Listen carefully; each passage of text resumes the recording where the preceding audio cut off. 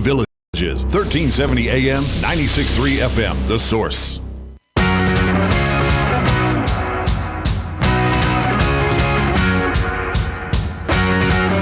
All right, 5 minutes after 9 o'clock. Beautiful day. Look at that beautiful day out there, Robin. Gorgeous. The rest of the country is cold.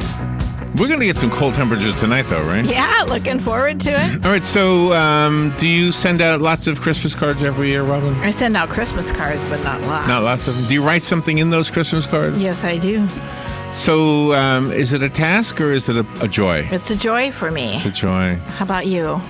Okay, well, I'm going to be honest. I'll start out with it feeling like a task. And then I get the cards. They're kind of all stacked up. And I don't have that many either. Let's exaggerate and say I have 20. That's hey, happy Christmas, Merry Christmas, love Larry, love Uncle Larry, love whatever, right? Mm-hmm. Then every once in a while you come across one. Let me write these people. I haven't seen these people in a while, right? Mm-hmm. You start writing them a little bit. You say, you know what? Let me tell them about the dog. Oh, let me tell them about our trip. We were in their neighborhood. Let me tell them about. Next thing you know, you're writing something, right? By the time you're done, you got the whole front and the back and the middle and everything covered with words. And you realize you just had some therapy. Mm-hmm. You just calmed down. Whatever was getting to you, you just calmed down, right? Exactly. Now, I don't know if that's exactly what our next guests are talking about, but their book is called Write Your Stress Away, Tame the Tension in Your Life. Mm-hmm. Diane Hartingh Price is one of the authors. Susan Ives McCollum is the other author. Diane is a veteran consultant, a coach, an integrative health professional, and obviously an author. And Susan is a licensed professional counselor and author. Ladies, it's an honor to have you on the show. I can't wait to hear what you have to say. Good morning. Good morning. Thank you. We're so glad to join you this morning. This is Diane. Diane? Yes, thank you, Larry. This is Susan. Oh, you're welcome. Thank you both. Now, let me just ask you this. Does it matter? First of all, am I right in what I'm assuming you're talking about? And if I am, does it matter what we're writing? No, it really doesn't matter what you're writing. And you are absolutely right that writing helps to reduce stress. So I love your example of using writing on Christmas cards and all of a sudden feeling a sense of calm come over you as you continue to share part of your story from the past year with your friends and family. That's what writing does for us. See, and I was wondering if maybe that was only part of it, because in that case, you sort of feel like you spent some time with the person you're writing to. Whereas, for example, here at work, I come in early in the morning and I have to write little news pieces and everything, and I think it's more stressful. I have to write. So that's why I was wondering if all writing would be that same magic. Well, it can be.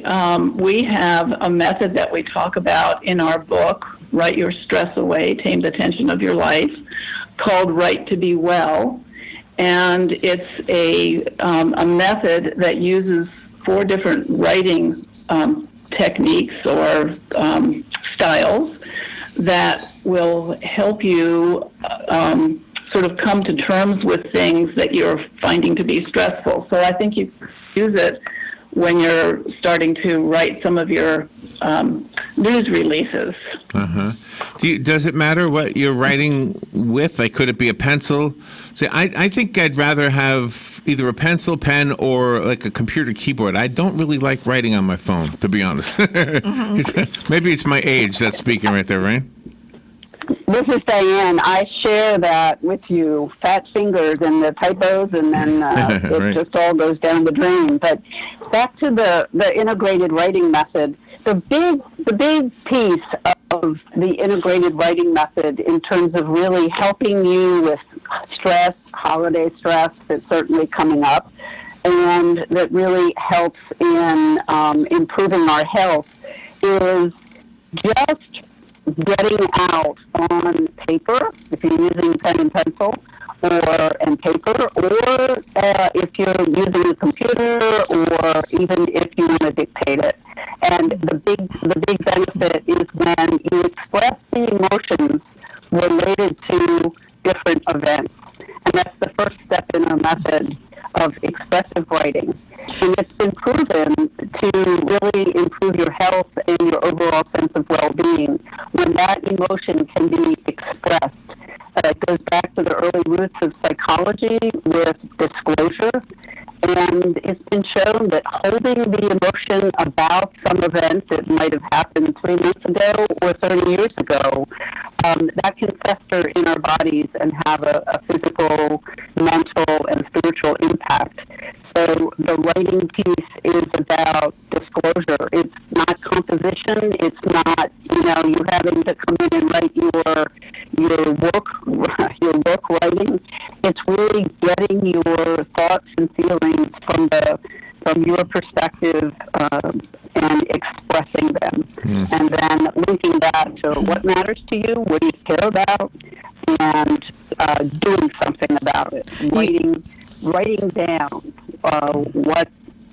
what you're going to do about it. And another thing that's been proven is that when we physically make a list, when we physically write it down, it sets off a little flag in our brains that's referred to as the RAS. And that brain flag kind of helps us to bring it to the forefront and remember to do it and make it meaningful, as opposed to losing it just kind of back in our subconscious. Well, your book states a whole lot about the writing method. Your book states that it will help clear your mind and enable you to focus. Absolutely.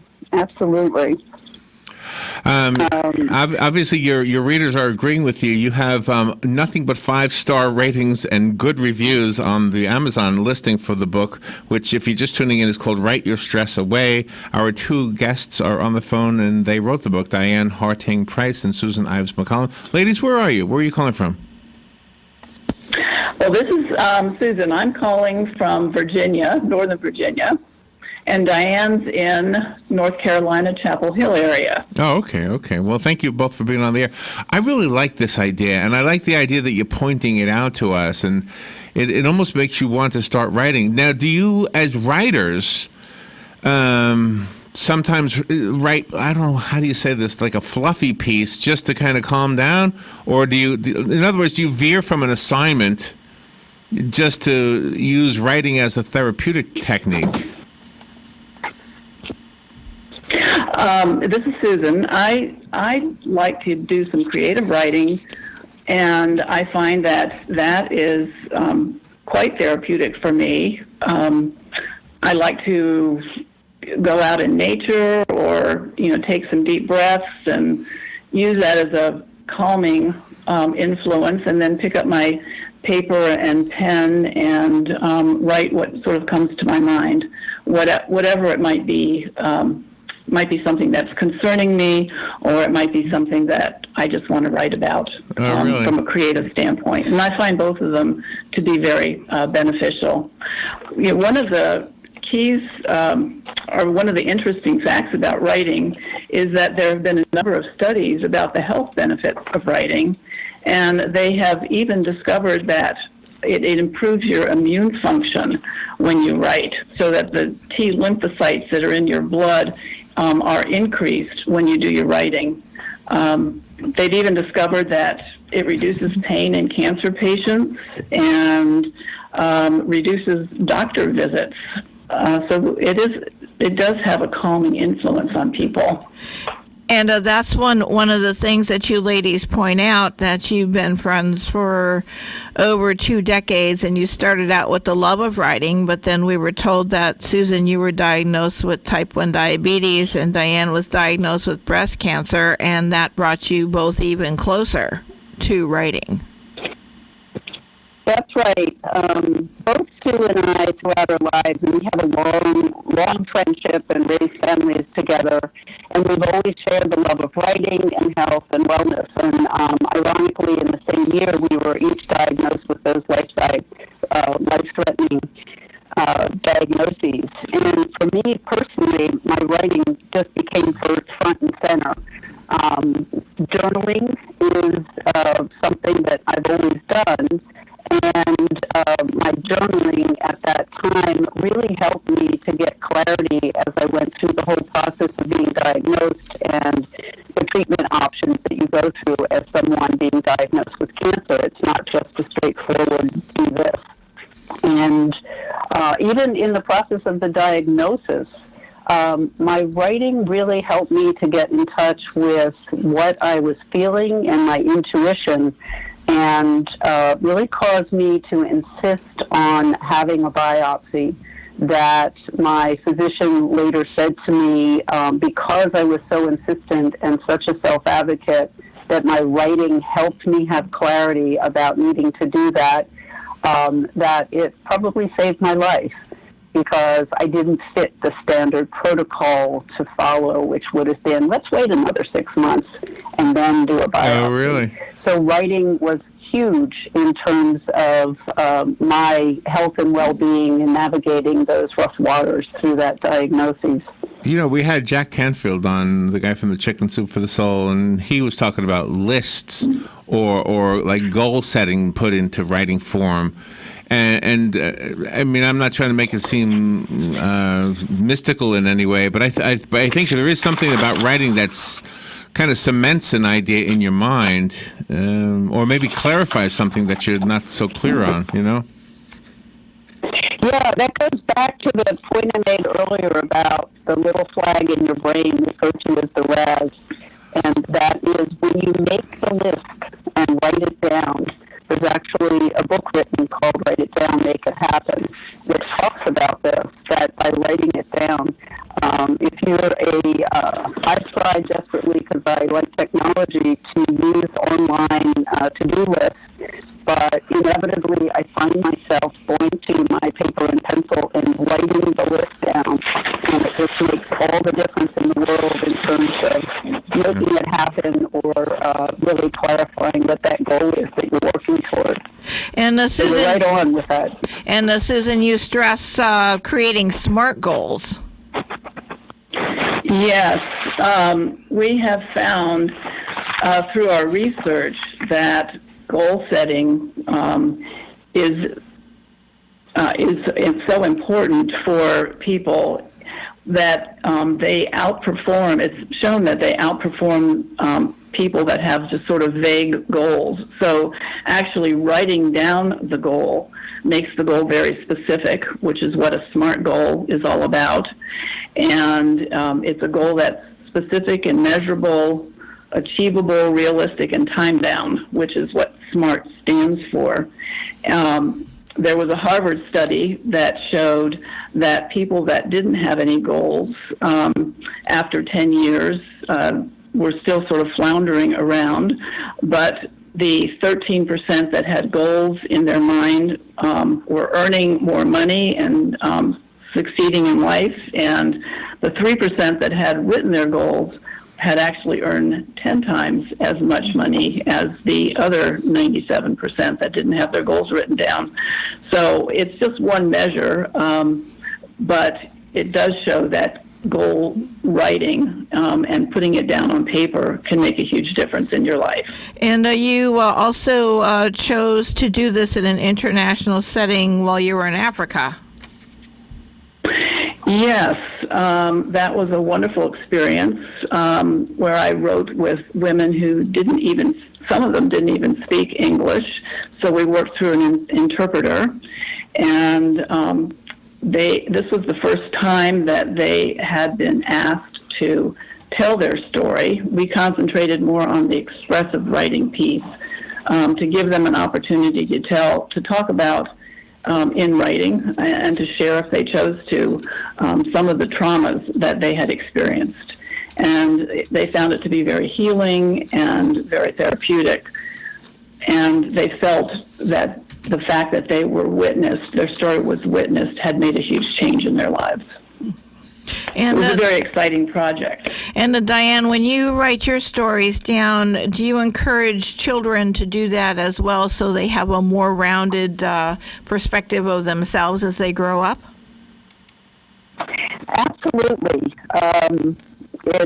It's really inspiring to see children at whatever age be able to write what they're feeling and to tell their stories. Stories are proven to be ever so important for us to express and write about, and again, to to write the event and how you felt about it, and to be able to name that fear because you were lost in the dark or whatever the experience might have been. So this writing method and writing, expressive writing and affirmative writing that we've integrated into our method, and the goal setting and reflective writing, it doesn't fit just with one age. Really, anyone from children through older adults. It's one size fits all. I wonder if there is actually a way to, and probably there is, to measure stress and the differences of somebody who, for example, is writing, let's say Stephen King. I mean, he might write something that's just really stressful because it's scary, whatever, as opposed to maybe somebody who's writing a piece about, climbing Mount Everest and watching the beautiful snow or something. I wonder if what you're writing, I wonder if it's because when you write, you visualize in your mind. I wonder if that's part of it too. So I think, the Stephen King and, the writing about Mount Everest and memoir, we would suggest would be a separate category that it would be interesting to measure, as you suggest. It would really be interesting to measure what's going on in the body and just what that does from a stress perspective. I think that you could categorize as stress-inducing, perhaps. Right. I don't know. We'd like to learn that. Yeah. But the writing we're focused on with our method is helping individuals to identify what the stress is. What are the hidden emotions buried within that are creating an unconscious undercurrent in your being?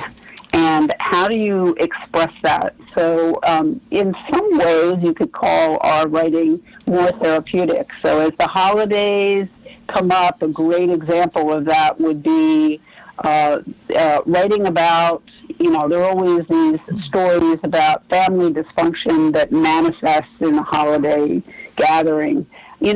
Maybe sitting down and writing about those things and what you feel happening would be a stress reliever. As opposed to perhaps a scary Stephen King, that could be a stress inducer. Yeah, what do you think, Stu? And I tend to agree with you. I think that if we write about things that are bothering us, for example, a lot of people get stressed out just reading the headlines of the newspaper, or commuting to work in heavy traffic. They're sort of the daily hassles that we all face, and if we can write about them, then we can name them and realize what is causing some of the stress that we're feeling in our body. Mm-hmm. So from that standpoint, I think that the writing can be very therapeutic. Yeah, I was listening to an audiobook of a policeman who had worked in New York City for his whole career, and he was retelling some of the stories of things he had gone through. And as he's telling them, obviously every situation is stressful because he's writing about, catching bad guys and chasing people and all that stuff. But because it was an audiobook, I could hear his voice, and I was thinking, I think reliving this for him was actually a very therapeutic thing, and I'm wondering, maybe from a memoir point of view, maybe there's a real benefit of that, especially if you've seen results in people who are going through illnesses. Both of you have said this happened for you. Maybe writing about, like for example, you think, okay, let me leave this for the children so they know what I did when I was younger. Maybe a memoir is a very stress relieving and therapeutic thing. I don't know. No, I think it can be very therapeutic. It's hard to write a memoir when you're dealing with some of those emotional issues that have come up for you through the course of your life, but there are some beautiful memoirs that tackle those events and open up the conversation for other people who maybe still have those traumas buried within them. When they read about other people who have dealt with something maybe similar, it opens that conversation. Well, with saying that, if I could, I want to read one of the writings from one of the people who reviewed your book. This is what was written. Do I have a name of a person? No, I don't see a name. But it says here, Julie. Julie wrote this. I was recently going through some struggle and negatively within my family and negativity, sorry, I can't even read, within my family, and could feel the stress was taking a toll on my health. Given a recommendation from a friend, I started reading Write Your Stress Away, hoping it would give me a new perspective on what to do about this problem. The first chapter, called Stress, Your Hidden Threat, gave me a solid evidence, confirming what I suspected about the damage stress can do to my body. Other chapters answered my question about what to do about my issue by showing me how a simple writing method not only encouraged me to recognize my stress, but then to come up with a plan to manage it before it made me sick. I mean, right there, even in writing her review, she was probably getting the same benefits that you're talking about in the very book she's reviewing. Absolutely, and thank you for sharing that. I mean, that is, it just really sums it up. And there are benefits to writing, and there are proven benefits that in writing the book, it was a 3-year process, and we had various test groups who tested the method when we really refined it, and the physical, mental, emotional benefits just are enormous. And coupled with the research findings of over 30, 40 years, James Pennebaker at University of Texas in Austin, who has just a whole body of research, and his research followers that have shown the benefits of writing and the impact on health and well-being.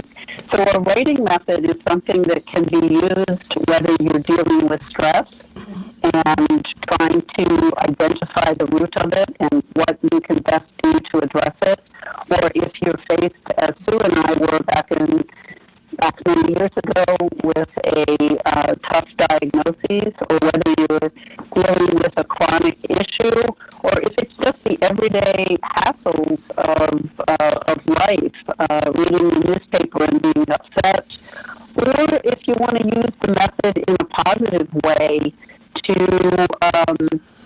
really optimize your health. And there's a lot of flexibility with the method, but I think the quote you read just really sums up the benefit from a stress perspective. I don't think we've ever had this as a topic, and Robert and I have been doing this show for 17 years, so I really appreciate you bringing something new to the show, and I really love the idea. Hopefully everybody's taken this and will go get the book and understand better how you can write your stress away. That's the title of the book, Write Your Stress Away. I found it on Amazon. I think they got some Cyber Monday deals going on today. Yeah. I'm not sure about that. Do you have a website you'd like to recommend? Yes, our website is thegetwellproject.com, and that's the umbrella for the work we do to really help people get well, be well, and stay well. And we just love to share the dedication of our book in that we really feel our integrated method is a gift, and it's for all people in the world that they may find peace, wellness, and healing from stress right on. Okay, well, thank you, ladies, both for being on the air with us. Have a great holiday season. Thank you for the book and for giving us some inspiration. Thank you both. Thank you, Larry. All right, we'll be right back.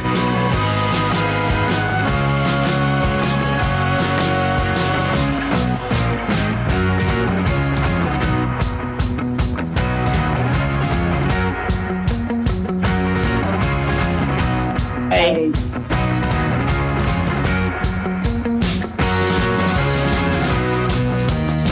With a graduate degree in management and leadership from Webster University, there'll never be a better time for you to explore what's next in your career. Classes are scheduled so you can continue your normal workday routine, and the accelerated program means a new term starts about every 10 weeks. If you're looking to gain a broad general management